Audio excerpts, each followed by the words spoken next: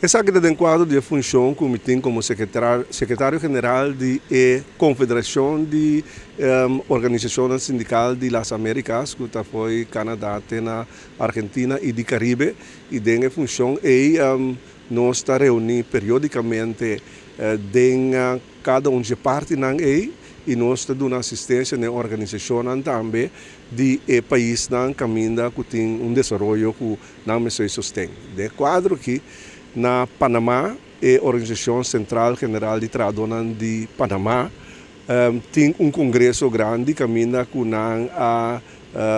desenvolver uma forma de riba sindicalismo de maneira que seja mais efetivo. E dentro do quadro tem alguma reunião com o Ministro de Trabalho de Panamá e também a Organização de Donadores de Trabalho de Panamá e pede nossa assistência como a Confederação para nós ter reunião e dar apoio. Então, dentro do quadro a decidir organizar também uma conferência internacional ora caminha que vai tratar futuro de trabalho e trabalho de futuro. Aí ele tem essa sua agenda hobby prominente para o que está se tu rende consciente que o mundo está cambiando, técnica está cambiando e trado e o donador de trabalho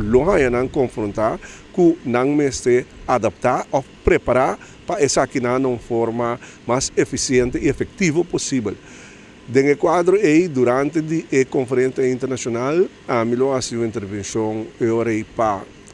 ADS, Alternativa Democrática Sindical, que é a confederação então nos lo põe de parte do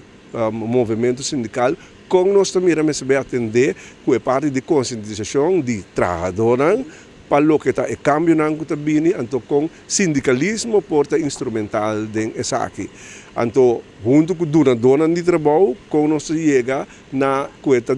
menos, afetar menos possível, tanto como de trabalho, mas também é uma plataforma de desenvolvimento para o trabalhador, para esse é o que o mundo está indo de direção.